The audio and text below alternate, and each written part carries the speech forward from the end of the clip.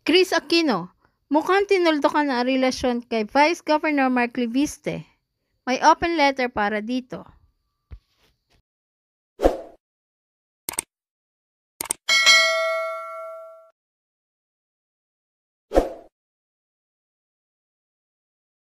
Mukhang maraming fans ang lubhang malulungkot at madidisappoint sa mga umaasang uusbong muli ang pag-iibigan ni na Queen of All Media Chris Aquino at ang butihing Vice Governor ng Batangas na si Mark Leviste. Sa kanyang social media account, nag-iwan ng open letter si Chris kay Vice Governor Mark at dito ay pinahiwatig ni Chris na hindi na niya sinasagot ang anumang komunikasyon kay Vice Governor Mark at tila nawala na rin siya ng pagnanais na alamin ang anumang nangyayari dito.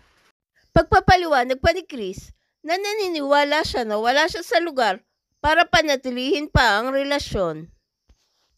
Gayunpaman, nagpasalamat si Chris kay Vice Governor Mark sa laging pangumusta nito, pero dinin nito mas gusto daw niya na tumigil na ito sa anumang komunikasyon. Mark, aren't you tired of unanswered messages? It took me 2.5 weeks to feel that I no longer really feel the need to keep communication lines open with you. Whatever is going on in my life or in yours, parang nawala na the desire for me to know what's happening with you or for me to keep you informed. I haven't been influenced by anyone. It's just that I've fallen back to my pattern of reading a new book every 2 to 3 days, reading NYT and the magazines I like, and coping with the hardships my body must endure. I want to remain polite, but this is really what happens when we are so far from each other. People really do grow apart.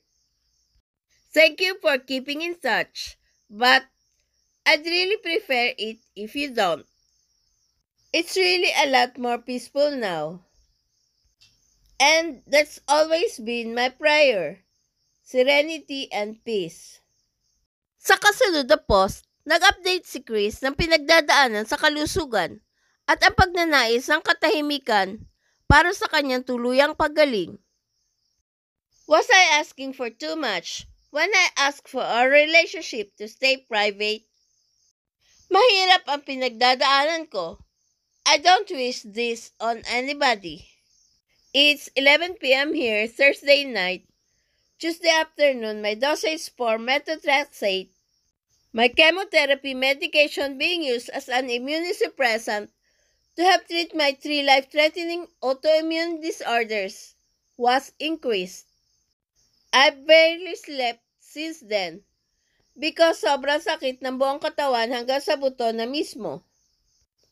I try not to cry in front of Kuya and Bim, but I couldn't stop my tears. To all who are undergoing chemotherapy now, bilib na bilib ako sa tapang nyo. Sa mga nakagraduate and okay na ngayon, you are my inspiration. Pasensya na po, I've been so careful about staying private. I never posted details. Ang problema, nagising ako sa katotohanan na kung talagang minahal ako at alam na sumuko na ako sa LDR, bakit hindi kinayang ibigay yung katahimikan na kailangan ko for my emotional wellness, lessened anxiety, and for my chance for peaceful healing journey? Nauna-naisin na publiko ni Chris ang pakikipaghiwalay kay Vice Governor Mark noong July. Please subscribe and hit the notification bell para ma-update kayo sa sunod na showbiz news.